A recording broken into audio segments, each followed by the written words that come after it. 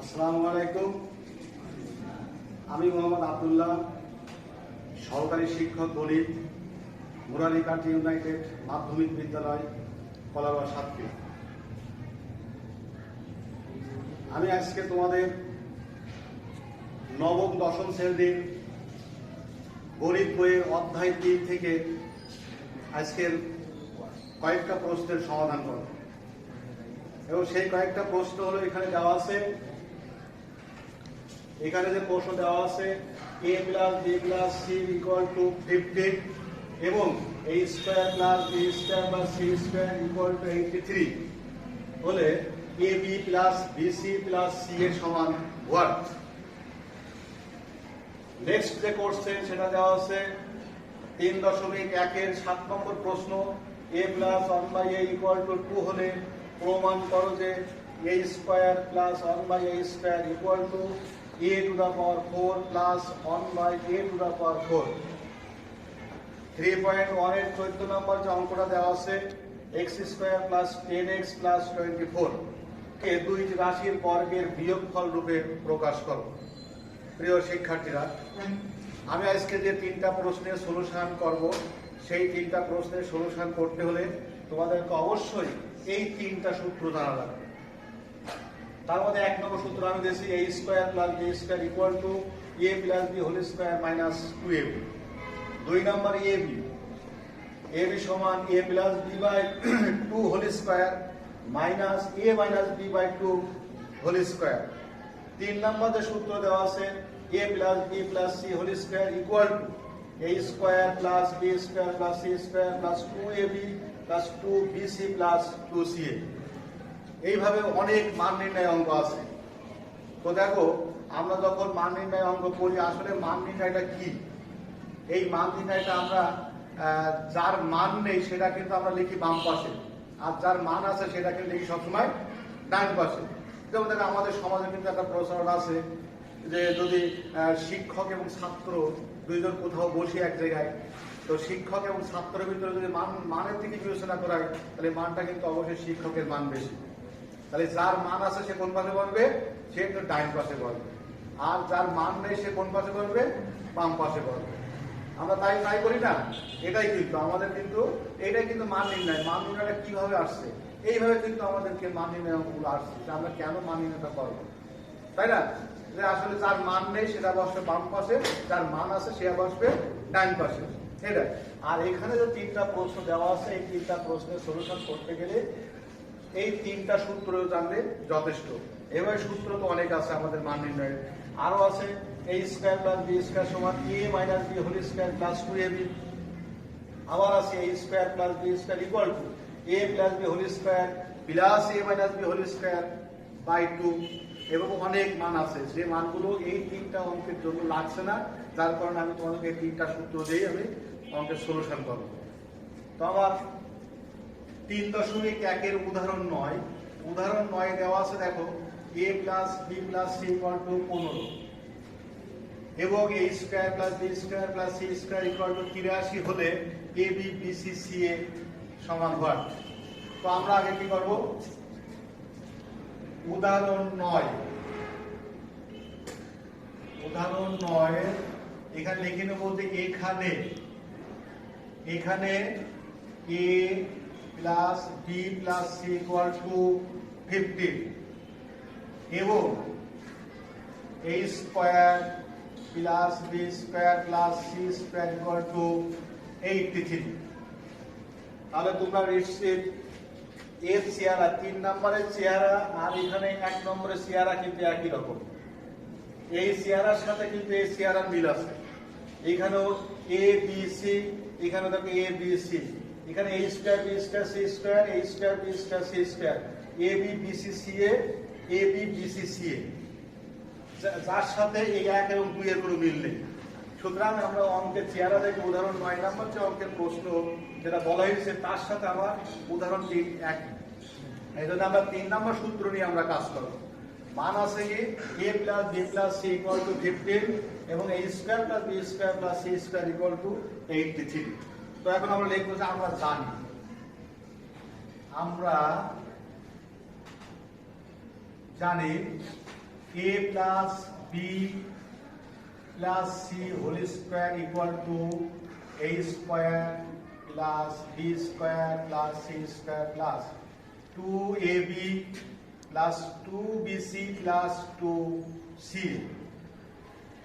এখন লক্ষ্য করো, আমি কিন্তু বলেছি যার মান নেই সে কিন্তু বাম পাশে করবে। মান নেই কার? এ বি বিসি সি, তাই না? এ বি বিসি এবং সি, অর্থাৎ A B plus BC plus C এর মান নেই। তাহলে মান নেই, যার মান নেই সেটা কিন্তু আসবে আমার বাম পাশে। টোটাল আমরা এই পুরাটাই বাম পাশে নিয়ে আসলাম। আর একটা জিনিস খেয়াল করো, যখন আমরা উভয় পক্ষ থেকে ডাইন পক্ষ পুরোটাই বাম পাশে আসবে এবং বাম পক্ষ ডাইন পাশে যাবে, তখন কিন্তু কোনো চিহ্ন পরিবর্তন হয় না। তাহলে আমরা এখন কি লিখবো? a square plus b square plus c square plus 2ab plus 2bc plus 2ca equal to a plus b plus c whole square, তাই না? তাহলে এখানে আমার মান নেই কার? a b b c c এর, আমরা সেইটাকে কিন্তু বাম পাশে রেখে দেবো। বাম পাশে রাখো ইমপ্লাইজ দ্যাট, এটার নাম হচ্ছে implies that 2ab plus 2bc plus 2ca equal to a plus b plus c whole square minus, এবার যখন বাম পক্ষে ডাইন পক্ষে যাবেন সকল চিহ্ন কিন্তু পরিবর্তন হয়। Minus a square minus b square minus c square. তাহলে আমরা এখানে এখন কি কমন আছে দেখো? 2 2 2। এই কমন মানে কি? কমন কিন্তু ইংরেজি কথা, বাংলা আছে সাধারণ। যে সংখ্যা সকল পদের মধ্যে আছে, অর্থাৎ যে সবার সাথে মিশে থাকে, তাই না? যেমন দেখো, আমরা একটা চেয়ারম্যানকে কখন সাধারণ মানুষ বলি? যখন ওই চেয়ারম্যান একটা গরিব মানুষের সাথে মেশে, আবার ধনী মানুষের সাথেও মেশে। সুতরাং ওই চেয়ারম্যান কিন্তু সবার সাথে আছে, তাই না? তখন কিন্তু আমরা বলি একটা সাধারণ মানুষ, অসাধারণ মানুষ বলি। আসলে কি থাকবে? 2 আছে 2 আছে 2 কমন আছে না? তিনটা পদের ভিতরে 2 আছে, তাই 2 কমন নিলাম। এই যে, তাহলে আমাদের ab plus bc plus c থাকছে। আর এখানে কি আছে? a plus b plus c whole square. এখানে মাইনাস কমন নাও, মাইনাস কমন দিয়ে সকল চিহ্ন সব পরিবর্তন হয়ে যাবে, সকল চিহ্ন সব পরিবর্তন হয়ে যাবে। এখন আমাদের কাজ কি? a plus b plus c equal to 50 আর a square plus b square plus c square equal to 83। তাহলে ওই মানটা আমরা ডাইন পাশে বসাই দেব। তাহলে আমাদের দেখো 2 into ab plus bc plus ca equal to a plus b plus c এর মানটা কত এখানে? এই দেখো, এখানে কিন্তু 15। এই যে 15, এখানে স্কয়ার আছে, স্কয়ার দিবা। a square b square plus c square এর মান কত? 83। তাহলে আমাদের কিন্তু ক্যালকুলেশন এখনো ঠিক শেষ হয়নি। 2 into ab plus bc plus ca equal to এই 15 স্কয়ার। তাহলে 15 স্কয়ার মানে কি? 15 সংখ্যা দুবার গুণ করতে হবে। তাহলে 15 গুণ 15 কত হবে? 225 minus 83 implies that 2 into ab plus bc plus ca equal to, বিয়োগ করো, 3 আর কত হলে 5 হয়? 2, 8 আর কত হলে 12 হয়? 4, আর হাতে 1, 1 আর কত হলে 2 হয়? 1 implies that ab plus bc plus ca equal to, যদি গুণ থাকে তাহলে ভাগ হবে, আর যদি যোগ থাকে বিয়োগ হয়, বিয়োগ থাকলে যোগ হয়, ভাগ থাকলে গুণ হয়। তাহলে আমরা এখানে 142/82, তোমরা কাটাকাটি করো, 7 দুগুণে 14, 2 একে 2। অতএব ab plus bc plus ca equal to 71। তো দেখো প্রিয় শিক্ষার্থীরা, এখানে কিন্তু আছে ab plus bc plus ca। তো আমার কি ab plus bc plus ca বেরিয়েছে? তোমরা কি সবাই পরিষ্কার ভাবে বুঝতে পারছো, তাই না? তাহলে ab plus bc plus ca equal to 71। এই উদাহরণ 9 নম্বর প্রশ্নের যে সমস্যা ছিল, সেই সমস্যার সমাধানটা কিন্তু আমরা পেয়ে গেছি। ab plus bc plus ca equal to 71। Result লিখবা, রেজাল্টে আসবো আমরা নির্ণীত মান ইকুয়াল টু 71। ক্লিয়ার সবাই? তো আমি এখন 3.1 7 নম্বর প্রশ্নের সমাধান করব। 3.1 7 নম্বর প্রশ্নের সমাধান। 7 নম্বর প্রশ্নটা কি দেওয়া আছে দেখো, দেওয়া আছে a plus 1/a equal to 2 হলে, a plus 1/a equal to 2 হলে 7 এর সমাধান আমাদের আসছে এখানে a plus 1/a equal to 2। এই 2 হলে এই 2টাকে প্রমাণ করতে হবে, অর্থাৎ এই লেফট হ্যান্ড সাইড এটা right hand side, left hand সাইডের যে রেজাল্ট হবে রাইট হ্যান্ড সাইডেও কিন্তু একই রেজাল্ট হতে হবে। তো আমরা এখানে এখন লেফট হ্যান্ড সাইডে লিখব LHS equal to a square plus 1/a square. এইবার খেয়াল করো তোমরা, 1 নম্বর সূত্র কি আছে, a square plus b square সমান a plus b whole square minus 2ab।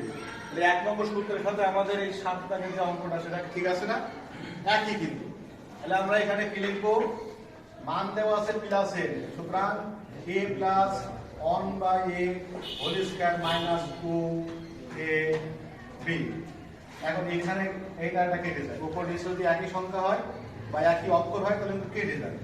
তাহলে আমরা এখানে কি লিখব, a প্লাস 1/a এর মান কত, এই যে মান দেওয়া আছে 2, এই 2 লিখলাম, আর এই যে স্কয়ার দিলাম মাইনাস 2, 2 দ্বিগুণে 4, এই আমরা LHS লেফট হ্যান্ড সাইডের মান পাইছি 2। এখন রাইট হ্যান্ড সাইড আর LHS রাইট হ্যান্ড সাইড আছে দেখো a to the power 4 plus 1/a to the power 4। এখন a4 বা 1/a4 এই ধরনের কোনো সূত্র নেই, আছে কি a স্কয়ার প্লাস b স্কয়ারের সূত্র আছে, স্কয়ারে কিন্তু এই 4 এর কোনো সূত্র কিন্তু নেই। তাহলে আমরা কি করব, a স্কয়ারটা এই 4 কে আমরা স্কয়ার করে নেব, 4 কে আমরা এই স্কয়ার করব, 2 দ্বিগুণে 4। এখন দেখো তো এর সাথে এর চেহারা মিলে গেছে কিনা, এর সাথে কিন্তু 1 নম্বরের চেহারা একই হয়ে গেছে, তাই তো হয়ে থাকে। তাহলে আমরা এখন কি লিখব, a প্লাস এই b whole square minus 2ab, এটা কেটে গেল। এখন একেবারে সহজ ভাবে করে দিই, লেফট হ্যান্ড সাইডে দেখো a স্কয়ার প্লাস 1/a স্কয়ারের মান কত পাইছি, 2। তাহলে আমরা a স্কয়ার প্লাস 1/a স্কয়ারের মান আমরা এখানে এই 2 বসালাম, আর মাইনাস এখানে এই 2 কে এই 2, তাহলে 2 দ্বিগুণে 4, এখানে থাকে 2, 4 থেকে 2 বাদ দিলে হয় 2। দেখো এখানে লেফট হ্যান্ড সাইড 2 আর এখানে হচ্ছে রাইট হ্যান্ড সাইডও কিন্তু 2। সুতরাং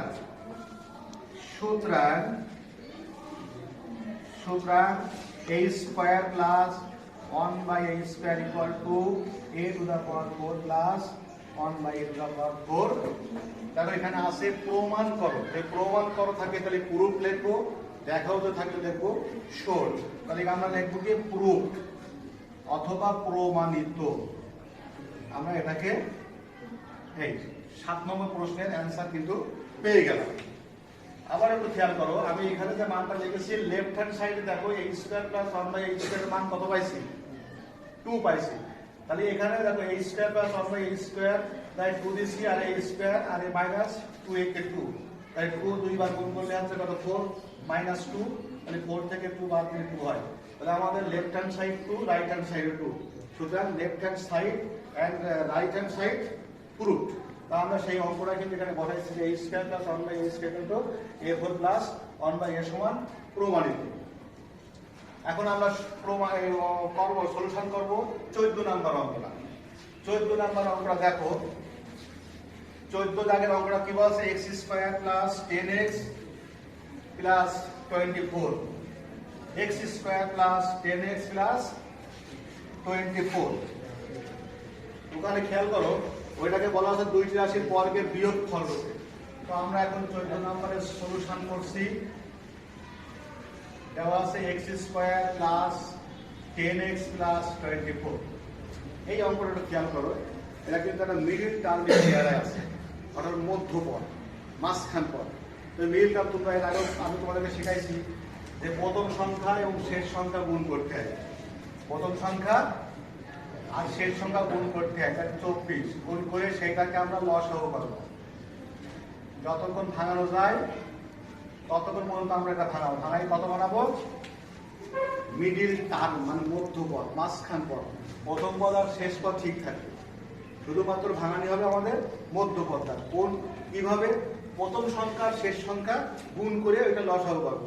লসাগু করার পর দেখো, আমি যদি এখন এখানে 2 2 4 আর 3 2 6, তাহলে 6 আর 4 কত? কোনো সমস্যা নেই, সমস্যা কোনো সমস্যা নেই। তাহলে আমরা তো লিখতে পারি যে x square plus 6x plus 4x plus 24 equal to x common now, x plus 6 plus 4 x plus 6। দেখো x প্লাস 6 দুইটা থেকে একটা নিলাম, এই যে এটা মিল আসবে, আর আছে কোনটা? x plus 4। এখন এই x প্লাস 6 আর x প্লাস 4 আমার ঠিক এই শেয়ারে আসছে না? a b।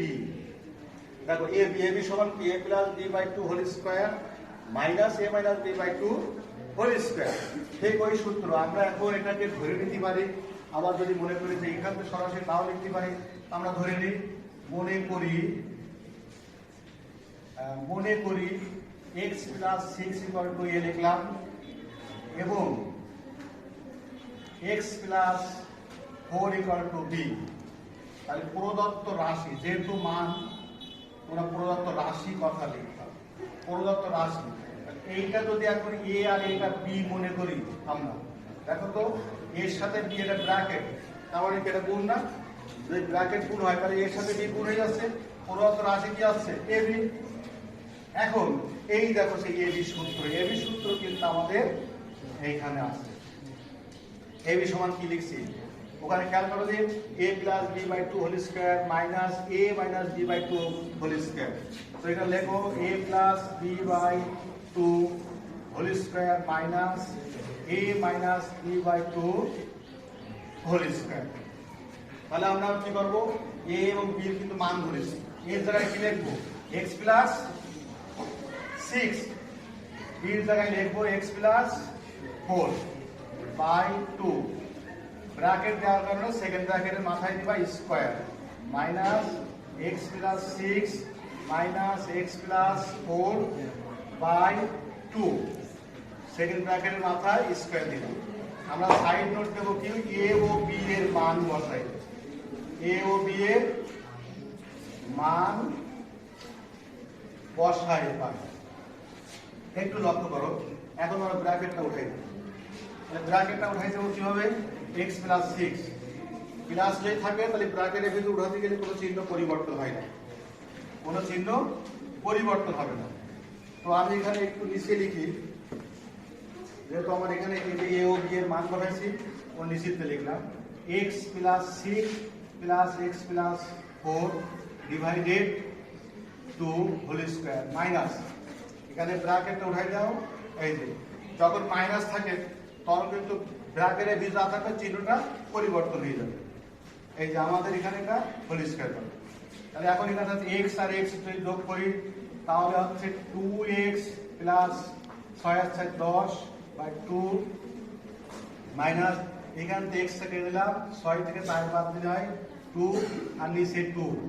এই যে তাহলে এই 2 যদি কেটে দিলে ওটা 1 থাকে, এখানে তাহলে 2 কমন যাচ্ছে 2, তাহলে x প্লাস 5 দুগুণে 10 বাই 2। এখান থেকে আমি স্কয়ার দিলাম মাইনাস এখানে 1 স্কয়ার। এখন এই 2 আর এই 2 কেটে দিলাম, তাহলে কি হচ্ছে? x প্লাস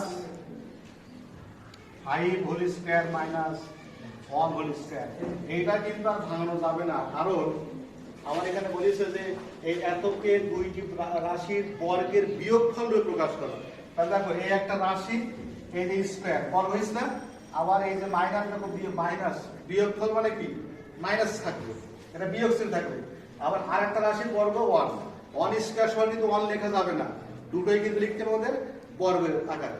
এই জন্য এখানে আছে যে দুইটি রাশির বিয়োগফল রূপে প্রকাশ করো। তাহলে বর্গ হয়েছে আমাদের প্রথম রাশি x plus 5 whole square minus 1 whole square. তাহলে আমরা এখানে এখন রেজাল্ট লিখব কি? যে রেজাল্ট নির্ণীত রাশি দুইটির বর্গের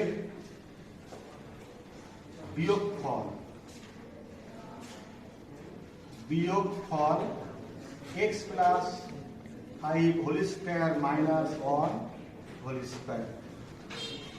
প্রিয় শিক্ষার্থীরা, আমি 14 নম্বর যে প্রশ্নের যে প্রশ্ন করা হয়েছে তার সলিউশন কিন্তু এটাই হবে।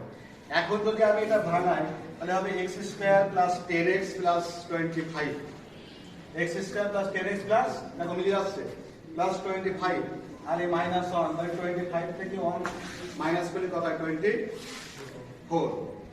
Thank you all.